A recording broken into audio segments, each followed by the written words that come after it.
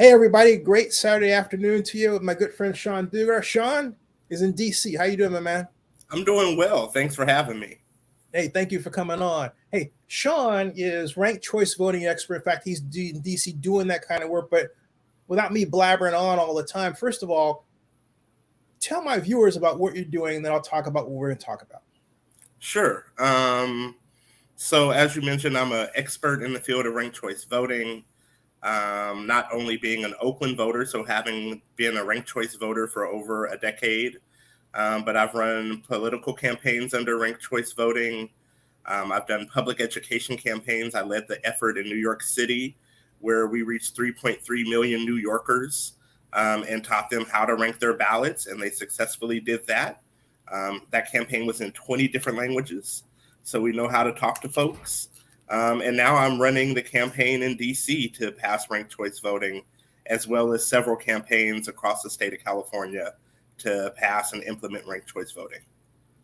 And so we're here talking about the outcome of the Oakland Mayoral race because Loren Taylor lost to Sheng Thao by a mere 682 votes after a very fascinating ranked choice voting process. And so what I'm asking Sean is, first of all, overall, before I get to my questions about it, what you thought about the process and how things turned out. It worked. Ranked choice voting in Oakland worked. We saw, yes, a candidate come from behind, from second place, but it was a razor thin margin, right? It's not like there was a huge number of there wasn't a huge vote difference, as you mentioned, between the two front runners. And they really never polled all that high for there to be like a clear front runner. They always were tied in polls. So I think that's pretty much what we saw in the results of this election, it being very close, but voters, coalescing around one candidate, and that being Sheng Thao. So she's kind of what we call the consensus winner, or the consensus candidate in this race. It'll be interesting. So the registrar has the ability to release the cast vote record, which is kind of how each voter voted individually, but it's made anonymous, so we don't know who the person is. But we're able, once they release that data, to dive in even deeper. It'll be interesting to see how many of Loren's voters actually rank Sheng on their ballot. So if we run, currently the registrar runs it down to the final two candidates. With the cast vote record, we're able to run it down to the final one candidate. So you're able to see, instead of Sheng winning by this razor thin margin of 682 votes, she may have well won with 5,000 additional votes from Loren, right? There is a scenario where there could be people who voted for the both of them. And so it'll be interesting to see, once we get that information, what the real result was. What percent of voters actually ended up ranking Sheng, or what percentage of Sheng's voters had Loren on their ballot. We can go through all of those scenarios. So that'll be fun to see. Yeah, definitely sure will be. Hey, I had a concern even months before this, or not, well, about a month before this, because that's when it happened. But the Alameda County Registrar of Voters sprang on us the choice from 5 and not 3. I double checked, Sean. I didn't get a press release. Right? I called Tim Dupuy. He was kind enough to, send me an email back saying it was 5, because I remember Loren put out on his Facebook page it was 5, and I went to correct him and say, no, actually it's 3. And then that's where it started, because then Pamela Fernandez, aide and a great attorney whose husband almost became our next attorney for Oakland and all that stuff. But she was saying, yeah, there's some confusion here. And we were all, and then Loren had later said that the campaigns in general were all in disarray because of the sudden addition of 5 from 3. And I have an interview that I did with Dave McDonald from 2010, where he said, and we're talking about the differences on Zenny's on YouTube here, but he says that going from 0 to 3 votes was more paperwork. And so I'm thinking, if that's the case, then what about going from 3 to 5, right? Why was this done this time? And what do you think about the way it was done, this sudden shift? And I just have, that was the first set of concerns I had about not ranked choice voting itself, but this anomaly, if you will, in terms of a behavior we treat it, And so this isn't something that was sudden. It's actually something that advocates and elected officials have been pushing for a number of years. The Oakland City Council passed a resolution, I think back in 2018, encouraging the registrar of voters to increase the number of rankings. At the time when we started off with 3, that's because the system that we had only had the capacity to go up to 3. That system, of course, has evolved because there are more places using ranked choice voting. And so technically the system itself can allow you to rank every single candidate if you wanted to. There are a lot of studies that say voters have an opinion, a strong opinion, up to about 7 candidates. Once you get past 7, there's a steep decrease in the number of rankings that people will do. So the ranked choice voting community and the election community have kind of settled in on 5 as that number that allows voters to have a greater say in the process, but also doesn't make it to such an extreme that voters don't have an opinion on this. Now, it was, the Oakland City Council, the Berkeley City Council, and the Berkeley mayor all wrote letters to the registrar saying, you know what, we want this process to happen. Unfortunately, what did not happen is the registrar did not do a public education campaign or any type of education campaign saying, hey, this is happening. In fact, if you went on the registrar's website and you followed kind of the links on their homepage, their FAQ section said 3. You had to go in and look at their updated FAQs, which were not, they didn't update their FAQs on the main page, but they did on another page. And so you had to kind of go through the process to find that. And yes, that FAQ said 5, but they didn't do a press release. They didn't do education of stakeholders or any of that would have made this process much easier. In fact, I'm an Oakland voter. I'm part of a number of organizations, including League of Women Voters, and I'm a ranked choice voting expert. And I didn't know the change was happening until I was in a live like this with the League of Women Voters. And they were like, oh, it's actually changing to 5. And I was caught off guard. It was wonderful, great news. But if I don't know, then there are a lot of people who don't know, including campaigns. And so, yes, the registrar, I think across the board, has to do a better job at education and communication with stakeholders and influencers and the media and candidates. Just all of that needs to be done at a better level. And that, my friend, I'm sorry, go ahead. I didn't interrupt you. Go ahead. Oh, no, I was just going to close up by saying, but 5 is good. 5 is a good number. And we'll talk about why later. Sure. Yeah. Because one thing that I do remember from my conversation with Dave is that matter of paperwork. And so my thought was, wait a minute, you said it yourself. You said that over time, back then, we couldn't only do 3, and I remember that. But now the capacity is to do 5. But then there's that X factor. The X factor in what you said is, what is it that changed, right, to allow the 5? Obviously, you're pointing to software, right? Yes, it's the software itself.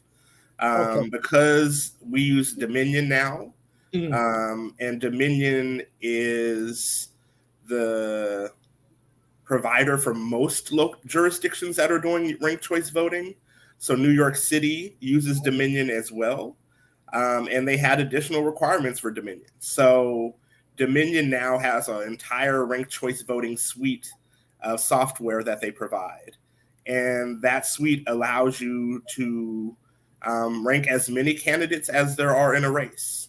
So theoretically, you know, if we had a 26 person, well, San Francisco is considering this. We're not considering it in Oakland. But if we had a 26 person race, it would allow people to rank all 26 candidates if they wanted to. Now, again, we know from studies and surveys that there is a steep decrease or decline after 7. So that's why we're not pushing that here in Oakland. You know, we think 5 is a good number.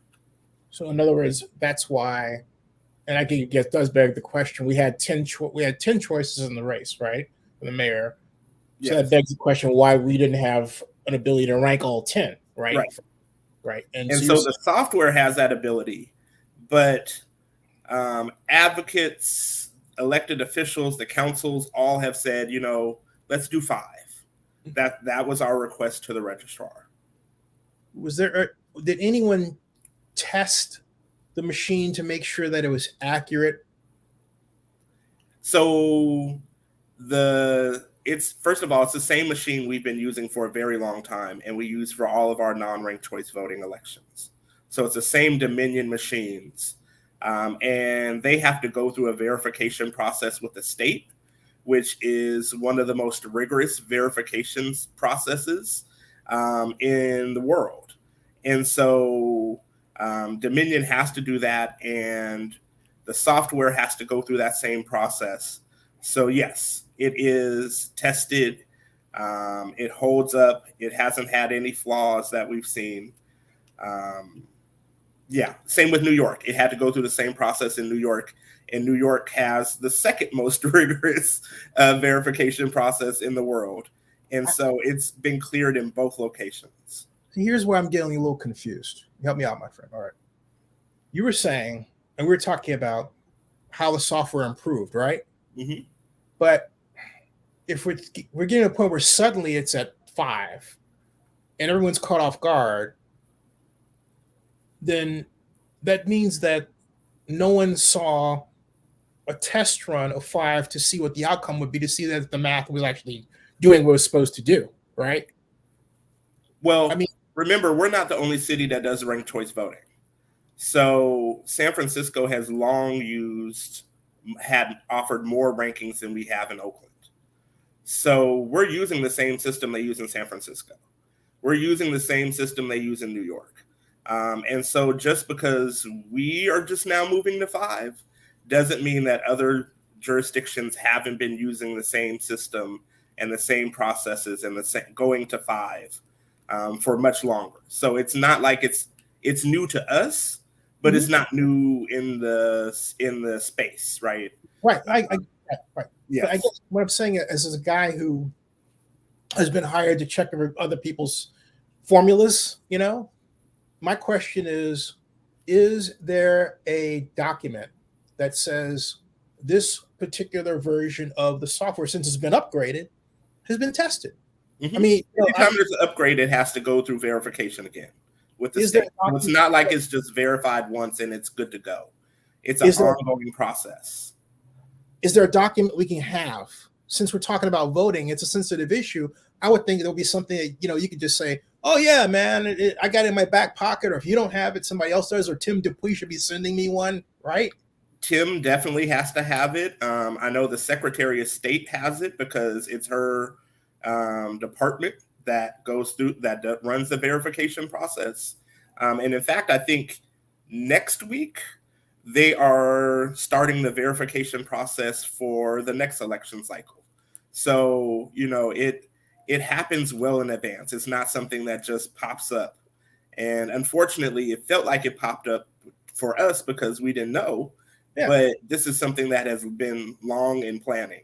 Again, you know, at least since 2018 was when we pushed for the registrar to move to using 5 rankings. Oh, yeah. No, I remember going back to 2010, because even then we started using it. The thought was, even then, why don't we just use, you know, all of them, right? And of course, as you very eloquently put, we didn't have the technology to really do it well. Okay. So, but what, in fact, I remember this, and I have this on video. John Parada was running against Gene Kwan, right? And John Russo, who was city attorney, and I were doing our usual recap, and this is actually on the video, and it's at the 17th minute 11-second mark, roughly, folks, where John says the only way that Gene Kwan will win is if she gets 2/3 of the second place votes, and that ain't happening. And then that day it happened. And so John calls me, goes, Zenny, you gotta take that video down. I said, why? He goes, yeah. I goes, why? He goes, I said, it's wrong. I said, no, you're a genius, man. That's what happened. So it was, fun with ranked choice voting, right in the outcome. Right. But my point is, now we have a situation where, admittedly, you're putting a lot of faith in the system when you admit that, hey, they went from 3 to 5 because they didn't send you a runner saying, hey, we checked this out. You were caught off guard like everybody else. So you're really putting a lot of faith in them, right? I am putting faith in our systems, yes. The Secretary of State, in the county registrar, in a nationally renowned voting system. Yes, I am. Yeah. But there are ways of doing audits. Again, once the cast vote record comes out, anyone can run that process. There's free ranked choice voting tabulation software out there that has been verified and validated by other states. And so anyone can request a cast vote record and run the ranked choice voting results on their own. And so that is part of the transparency process. And that's something that we as ranked choice voting advocates do after every election. We go through and run the cast vote record. So that is kind of the way of validating what the results that have been put out by the registrar of voters. Yeah, because see, the reason I asked is because it was a really strange thing, and you and I talked about it off camera, that happened. And folks, I'll just recite it to replicate what Sean and I were talking about off camera. Let's say that Sean and I are counting ranked choice votes, and we're looking at, for example, the allocation of votes from Allyssa Victory, which was 14,411, I believe, to the other candidates. And normally you would think that one run for a particular day, that would be, say, 30%. And then maybe the next day it's 70%. And the average over a 5 to 6 day period is 59%. But Sean, what happened was that each and every day, the percentage was 59.5%, with a variation of maybe 3% one way or the other, and that was it. Barely even 3%. It was like 1%. And I kept going back, and I thought my eyes were deceiving me, and they weren't. And I thought, how could you go 6 days and have that each day? It looked like, what we saw in polling is this was going to be a very close race. And so I think what we saw in the results is exactly that. Voters voted similarly. I can't think of it in any other way than, there wasn't some huge wave and things swung in one direction. Voters were voting the same way across the board. Yeah, and percent each day exactly of a random count. Well, you said plus or minus 3%. So yeah, barely. It was even barely that. I mean, it was actually 58.8%, 59.5%, 59. My point is, the variation was so slight that it rounded to 59 easily. Okay. Mm-hmm. I have never seen that before in my life. And when that happens, it points to a machine. It points to a filter. And so all I ever wanted from the registrar was to share with me the actual ranked choice voting algorithm. Now, algorithm, when I mentioned it to anybody, it seems, and I think you're to be the exception, uh, was the output. I said, no, that's the result of the run.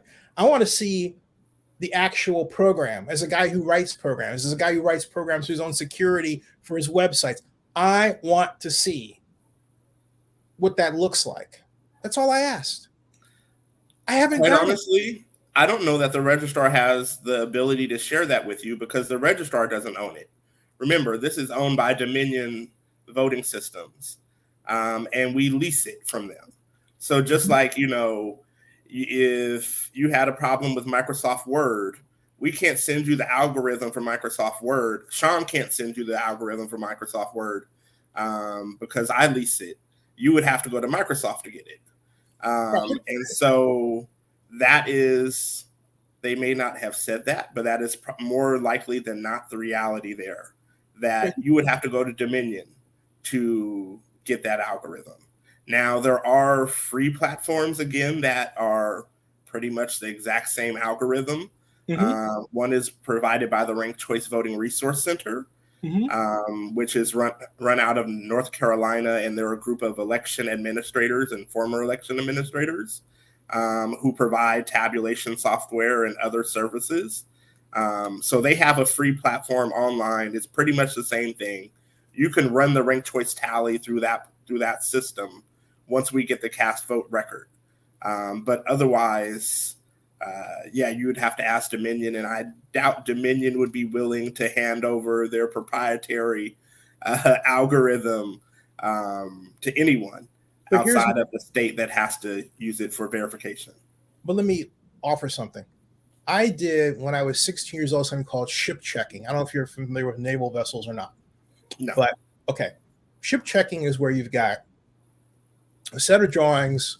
I work for M. Rosenblatt & Son Naval Architects and Marine Engineers.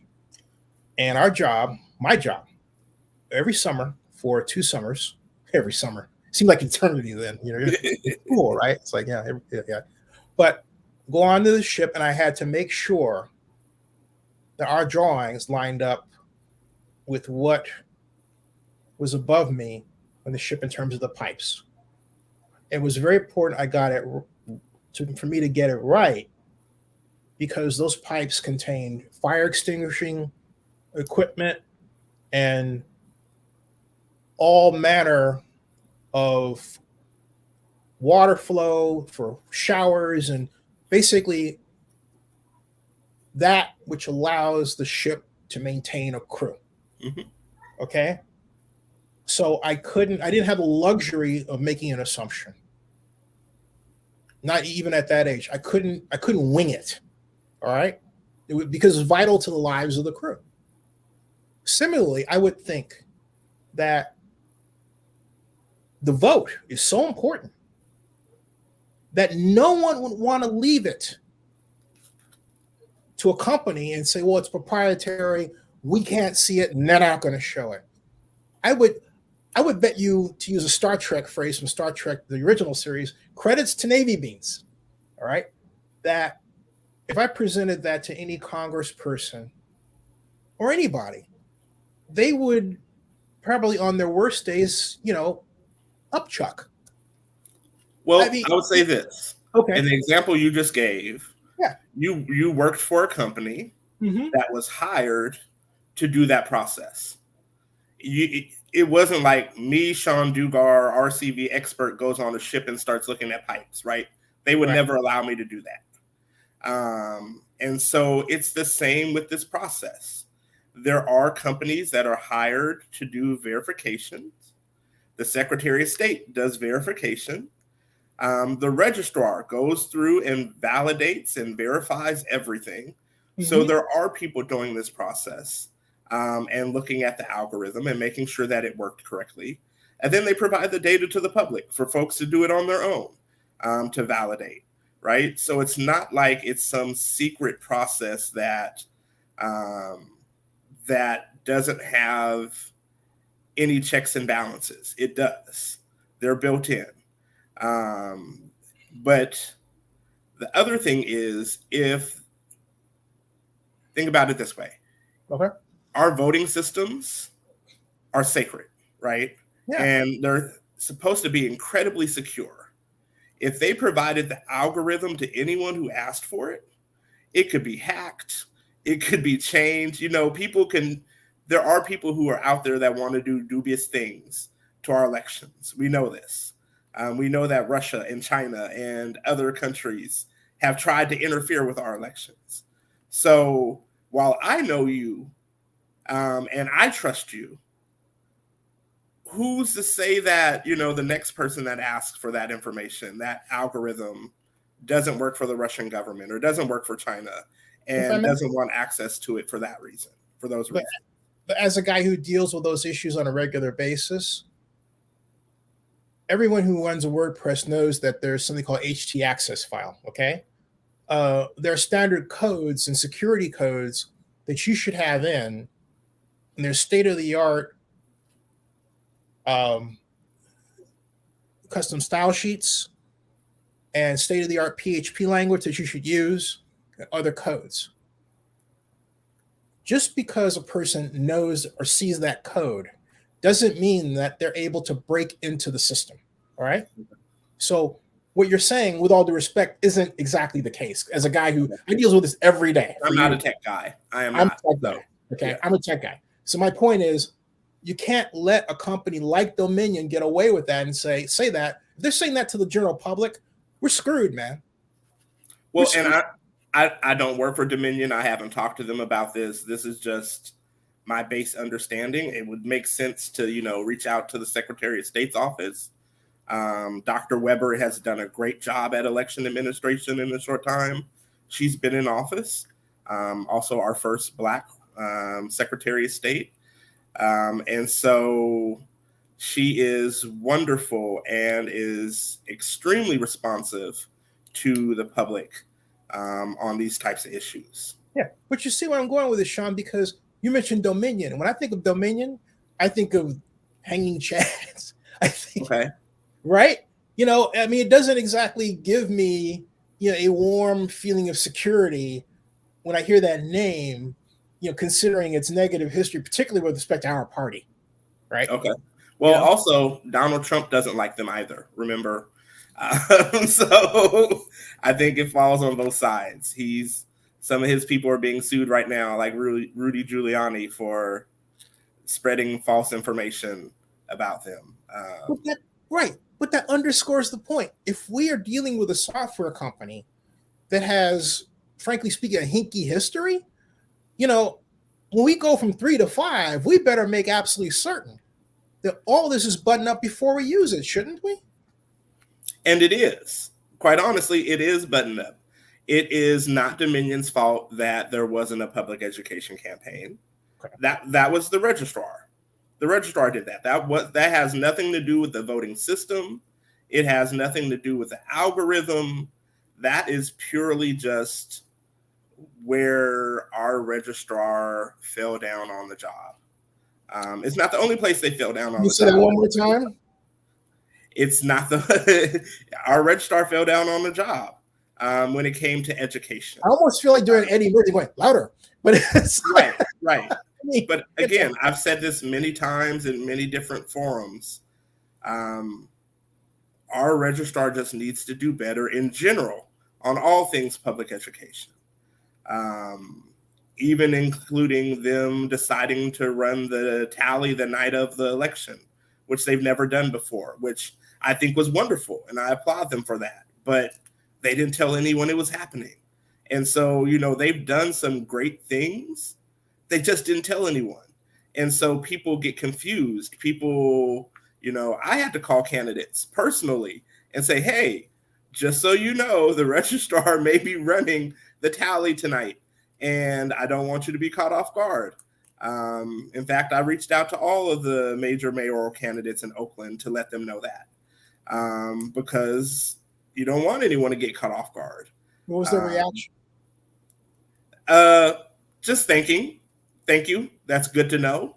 It didn't end up happening until early the next morning, but still, we didn't want anyone saying, yes, I won, because they thought that, the county ran the tabulation process and we were all done. When in reality, we know because California is now almost entirely vote by mail, the ballot counting process takes up to a week, at least a week after Election Day, because they can still receive ballots up to a week after Election Day. And so you want to make sure all of the votes are counted before you start announcing anything. There was someone, and I can't prove this, so I was reluctant to mention it, but I'll just mention this, that said there was an exact cutoff in terms of when they were going to stop counting. Can you address that at all? Well, there never is an exact cutoff on when they stop counting. They count until all the ballots are done. And there's also what we call a cure time. So that means if you may have forgotten to sign the envelope on your ballot, or, if you're like me and your handwriting has deteriorated over time because you don't write things with a pen anymore, then your signature may have changed a little. And so, you have an opportunity to address those issues if they arise on your ballot so that your ballot can be counted. So quite honestly, it takes about 2 weeks at least for ballots to fully be counted in most places in California. I'm putting this nicely, we are used to it taking a little bit longer because our registrar is a little bit slower at counting votes than other counties. So we're used to it taking a little bit longer. Other places, yes, are complaining. LA is saying, why is it taking so long for us to find out who our new mayor is? It's because they have an influx of vote by mail that takes longer. It's not like folks are now at a polling station and are that's the majority of the votes. We know that the votes are happening on Election Day. No, they're being mailed in advance. They're being dropped off on Election Day.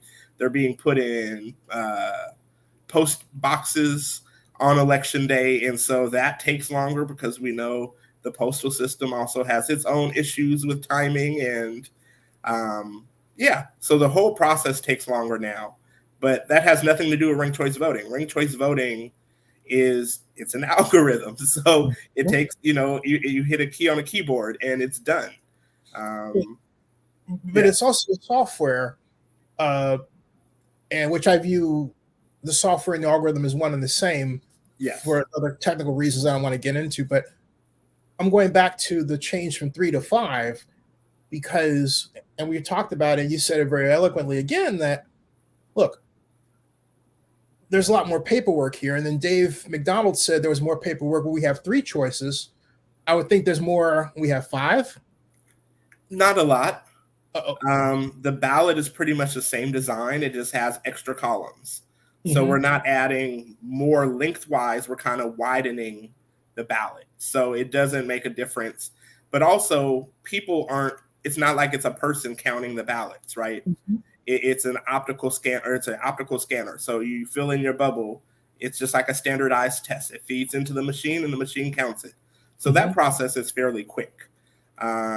What takes time is first they have to open the envelope. They have to make sure the signature matches the signature on file. They have to sort the paper so it's in the right direction. And, that is what takes the time. Quite honestly, putting it into the feeder and the machine calculating it is the blink of an eye. Here's where I'm going with this, just to be absolutely transparent. There's a thought in me that the registrar of voters may have had, I don't know, a staffing problem, just as a number of organizations have had during the pandemic. And perhaps that was a factor. And I'm saying if that was, then maybe this wasn't the time to go from 3 to 5 if you don't know you're going to have enough staff to do it effectively.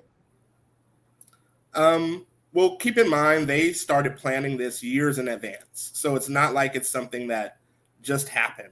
And, they decided, but also the move from 3 to 5 doesn't add any time or any extra work on the registrar. I think the move from 0 to 3, yes, that was a change because that's a whole different ballot. That's but the ballot is still the same length and size with 5 rankings as it was with 3. It didn't add extra pages. It didn't add, more candidates add extra pages because you have more names on a ballot that they have to figure out how to fit in. Mm-hmm. But most of our city council races had small fields. So there weren't any huge fields that would have added space for a city council race. And quite honestly, for an Oakland mayoral race, 10 candidates isn't a lot. It is. We had 16 in 2018, right? Yeah, exactly. Yeah. 14. Yeah. Right. 14. So, yeah. Thinking about an open race, it was not a lot of candidates or open seat. Mm-hmm. So I don't think that there was added time. Now, what did happen is we had a holiday that fell right after Election Day. I don't know if the registrar still had people working over the holiday weekend, but it was a 3-day weekend. So that may have added on time. Mm-hmm. But something our registrar did this year, which was great, was they had a camera the whole time in the room where the votes were being sorted and counted and all of that. People could, and they were live streaming. So you can go through and see the process. It was very transparent in that way. Again, they didn't do a press release or anything saying they were going to do that. So I think we have less press too. So you have to really bring your own press today. Yeah, exactly. That's why I want to show you something, Sean, because I saw this in the main website. How are you doing on time, by the way? I don't want to run too much. I'm good. Okay, cool. I want to show you this. This is from the main website for ranked choice voting. You may have seen this, given your travels. And I was quite impressed by it. I found it last night. I'm going to zoom in more. And the reason why I'm presenting this is because it has something that the Alameda registrar doesn't have. It has a video, ranked choice voting in Maine. I'm not going to play the whole thing, but it tells the state you of Maine is now and all that, and you could scroll down. It gives you the FAQs just as the Alameda site does, but it's in more detail. And then on top of all of that, there's a section here that says, what is the process for tabulating ranked choice ballots? Something that you don't see on the Alameda website. And so I press that button. I don't know if it comes through there. Yeah, it does. It says, how does the ranked choice voting tabulation process work? And so it has a more complete page. By contrast, the registrar, the Alameda registrar, let me go and get that just out of fairness for those who said, oh, you didn't show them. And no, I intend to show them. This is the Alameda registrar one. Looks like this one, although it's more modern in its design. It's a bit less, shall we say, complete. You want a better term, but here, boom, right? That's the page where it's called Ways of Voting. Ranked choices at the bottom. So we press this. And it says Learn More. What is it? What is it? Does my vote count? Let's see, make sure that's coming through on your end. Yeah, it is. Yes. Keep in mind, what is ranked choice voting? Does my vote still count? And going all the way down here, and then at the end, there's no video note, note that. And at the end of it, there's a phone number for questions. And this, folks, is it. Well, and I will say, as much as I beat up on the registrar, there is a difference between a county registrar and a secretary of state. Mm-hmm. And so in Maine, they use ranked choice voting for all of their elections. Mm-hmm. Everything from president to school board to neighborhood council to dog catcher. I don't know if they have dog catchers, but everything in Maine is ranked choice voting. In Alameda County, it's now Albany, Berkeley, Oakland, San Leandro that use ranked choice voting. There are a number of cities that in Alameda County that don't use ranked choice voting. And even in Oakland, only our mayor counts, well, our city races are RCV, but we vote in non-RCV races, right? For assembly and Congress and constitutional officers. So Maine has more of an incentive to do more ranked choice voting education because everything that people vote on in Maine is through ranked choice. Here, we have to do a better job. Yes, I completely agree with you on that. There are videos, there are ways to do it. We actually point to San Francisco as being the model for how to report out ranked choice voting. They've been doing day of reporting and updates for years. They do better visualizations than we do in Alameda County so that people can see visually how the votes are transferred. One of the problems that we pointed out to the registrar is that on their website, as of election night, it said final results. And so if you're looking, it doesn't say preliminary results. Right. It says final results, even though they're still counting ballots. That's what tripped me up. We're looking and saying, oh, well, this is final. It says final, but it wasn't. And they've had it that way for years and just have never updated it. Don't you think they should be forced to? I agree, yes. And I think there are organizations and elected officials doing debriefs with them that can push that issue. Because I'm sorry, go ahead. I'm going to interrupt you. But yes, the videos, all of that are great and easy to do. You know, we did one for New York that was a guy walking into a bodega and ranking his bodega snacks. You know, there are tons of videos out there that can be done.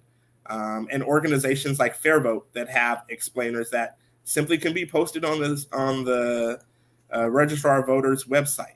Mm-hmm. So yes, there is more work to be done.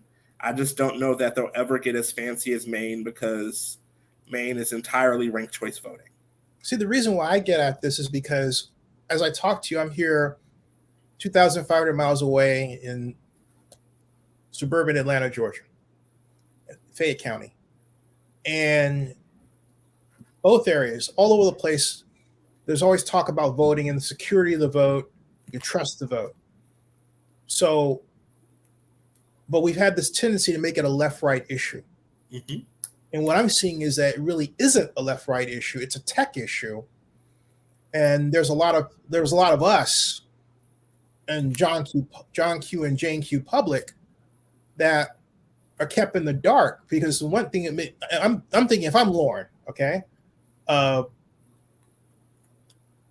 thinking to myself, gee, I really don't know if that machine was actually tested before it was ran.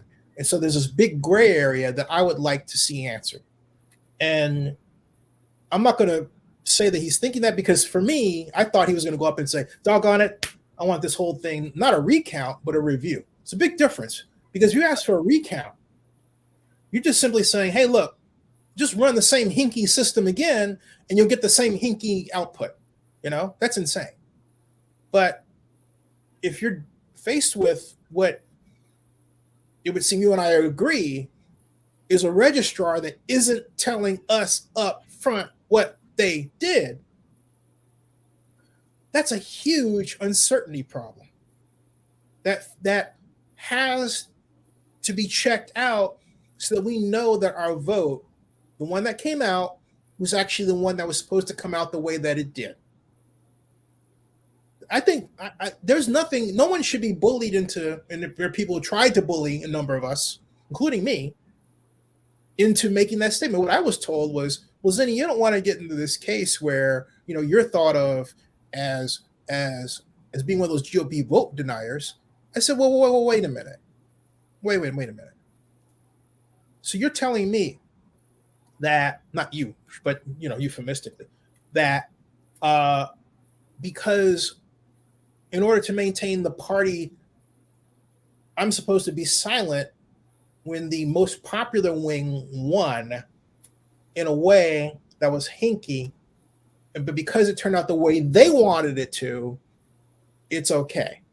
Now, conversely, I can say for the other races, hey, across the board, I'm happy. So that's not the issue. But I don't like uncertainty in my vote. I don't care where it's applied, right? Mm-hmm. My biggest fear is that we get to a point where it seems we are with the news and everything else. We have votes that fit how we want the world to be, which just so happen to be different than what the other person wants. And that doesn't look like a democracy to me. Am I wrong? So I know I beat up on the registrar a lot in our conversation, and rightfully so in some cases, but that does not mean I don't trust the registrar, the Secretary of State, all of these processes that are in place, that I trust them, quite honestly. I think they've done a bad job on education and announcements of what they're doing, but that doesn't mean what they're doing is wrong. But it's, I don't mean, I think I really have to, because I don't be misunderstood. As an institutionalist, I'm not attacking the institution. I'm talking about the software. I'm talking about the tech. Yes. And we have to separate those. And then look, I can say, hey, look, a well-run institution should be policing these. Mm-hmm. But I'm not talking about whether or not I trust the institution. Not the case. But I think Tim really needs to open up the books and explain what's going on, because I mean, look, we're and I know that this isn't the first time the registrar's been under the microscope negatively over the past year and a half. There's something wrong. I don't like saying that, but I would rather say that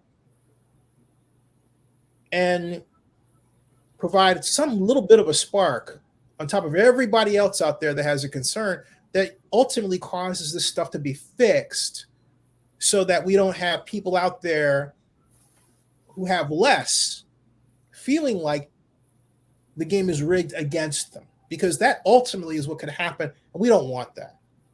Right. That's all I'm saying. Am I wrong? No, you're right. But again, I will say I'm not usually a person who puts a lot of trust in corporations. But I trust in the processes and verification and validation that the algorithm and the software has had to go through.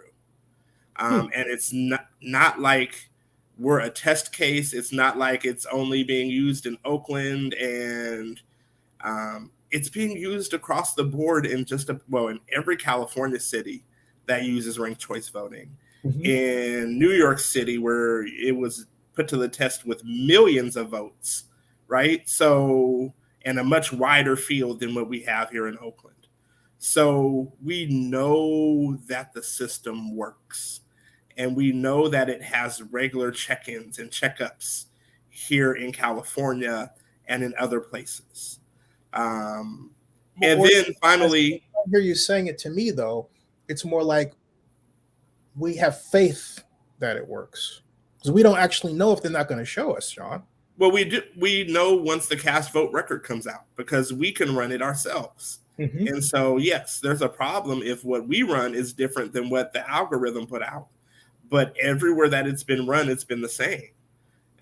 So there has not been that problem. But we'll have that chance, probably in about a week or two. We'll have the cast vote record, hopefully, and we'll be able to run that process. You could run it yourself if you wanted to. Yeah, and see, that's what I'm getting at. When the process is ran, is it just the votes going through cleanly? Here's my point, okay? And again, I'm going back to the one thing that really set off my brain, that the percentage transfer of votes was the same every single day when you're getting a fresh batch of votes in, and the percentage transfer from Allyssa Victory in particular to Sheng was the same. And I thought to myself, I said, you know what? why would anybody want to basically keep running it with the idea it's going to change? Because if I'm projecting forward mathematically and I'm getting a 59% transfer, I know it's not going to change. I thought that was stupid. Okay.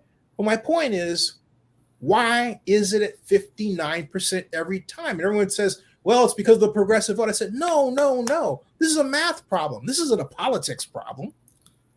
This is I a think math it was, problem. but it was strategic for them. They campaigned together. Organizations, But Sean, doors, and people took voter guides, and no one is going to produce an exact same outcome of vote splits randomly, counting them every single day.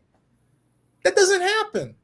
You might want. You have to remember, votes are not randomly counted; they're counted as they come in. What do you mean? So, what do you mean? That means that they don't just wait until a week later and pile up all the votes that they have and sort them and kind of put them in the machine together. They start counting the ballots as they get them. But when I say random, that's random. When I say random, though, all right, I'm talking about a random delivery of votes. You have no idea what they say. You have no control theoretically over the split. That's the way it should be, right? Yes. So if you agree to that, and you just said you did, but then to have it, if I may, to have it come out at 59% all the time, that's hinky. I mean, what we know is, again, they're counting the votes as they get them. And we know that the later the vote comes in, the more progressive it tends to be. We saw that in LA, right? We saw Karen Bass trailing amongst votes that had been received by Election Day. And then as they got more ballots in the mail and as they counted them, it got more progressive. It leaned more towards her side. We're seeing the same thing. Think about what you're saying. You didn't offer what in statistics or in differential equations, okay? You did not, or in system dynamics, you didn't offer a steady state, all right? You offered one that was like this. And my point is, because of that, I should expect a percentage that changes, not one that is the same, okay? Not one that is the same. I'm trying to explain to you, statistically, that just doesn't happen. Well, the good thing is, again, we'll be able to run the count on our own, and it's not using the same software, so it's not using Dominion's algorithm. Mm-hmm. It's using the Ranked Choice Voting Resource Center algorithm. Mm-hmm. And so we're able to run those numbers and see if the final result is the same. It has never been different, and I don't think it will be different, but if it is, we'll have that. I'm more interested in even the run, because it's the run, but I'm interested in the design. I want to know that those designs are going to be the same, because you're saying they're not going to be the same, right? What do you mean by design? In terms of how it calculates, in terms of the math that goes in to calculate the split shares, and it does the same thing. It gets us to the same place. It's just, one algorithm is proprietary. The Ranked Choice Voting Resource Center is open source. So it's available for free to everyone. And you can literally go to their website, the Ranked Choice Voting Resource Center, and download the program and algorithm for yourself. So I'm going to be able to take all the placards that were voted, I'm going to be able to run them through fresh? Yes. You just have to request the cast vote record from the county registrar of voters. Nice project to do. Yeah. A lot of fun. Yeah. Awesome. But you see what I'm getting at, right? I can see your concern. Yes. Yeah. That's all I'm saying, man. See, and that there should be everyone should come away with a feeling, and this is what I'm saying to Tim, if he watches this at some way, or if he's watching now, his first job should be to make certain that the public is comfortable with what he is doing. Full stop. If that's not happening, we're screwed, man. I agree. That's all I'm saying. I agree. You're the man. We're at 55 minutes and 13 seconds. Any parting thoughts or shots you want to add? No, just thank you for this conversation. I encourage folks, if you have questions about ranked choice voting, there are a number of resources out there. Fairvote.org, California or CalRCV.org is the California organization that I work with. There's a lot of information and a lot of data out there. But always, if you have questions, ask them. Ask them of the registrar. Ask them of your candidates. Ask them of the political parties. This wasn't on my mind, but I know someone is thinking this, so I'll ask it. We have an election now where the person that raised the most money theoretically won, unless, of course, we have something that comes out different. All right. I thought ranked choice voting was working in a way where a minority had a chance to win, or educate me. Tell me what happened. Bring me, talk me down from the ledge. Well, remember, our prior system was we had a primary and a runoff. Right. So you would have to raise money for 2 elections. That is no longer the case. So although a candidate may raise a lot of money for one race, they no longer have to do that for 2 of them. And we know that money in politics is a barrier for entry, especially for women, for people of color, for queer folks. And so we really have, in that term, cut the cost of campaigning in half, essentially. Because they would have to, in our prior system, they would have to do it all over again. And so that has opened up the ability for more diverse communities to run. Remember, prior to ranked choice voting, Oakland had never elected a woman as mayor. Since ranked choice voting, we've elected nothing but women as mayor. Yeah. But also, just in this past election, Oakland voted to change how we fund our campaigns. So now we'll be having democracy vouchers going forward, where every not only voter but resident in Oakland will get $100 voucher that they can give to whatever candidates they want and whatever increments they want to. So that will be the new form of public financing.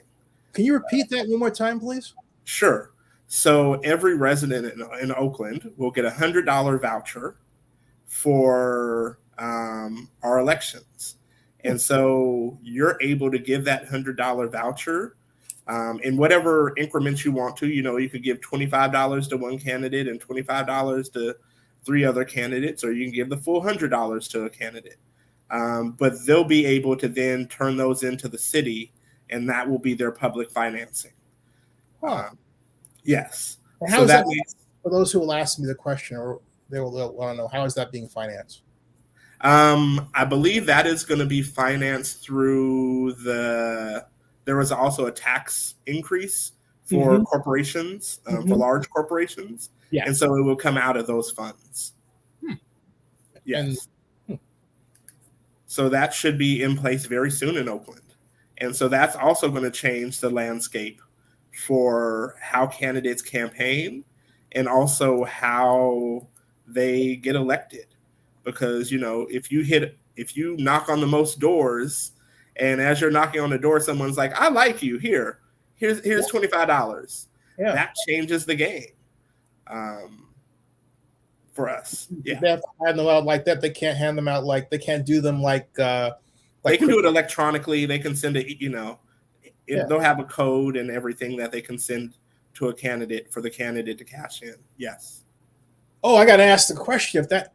Has anyone tested this system to make sure that no one can, game it so that, it becomes a kind of a currency? And Seattle has been using democracy vouchers for, I want to say 8 years now.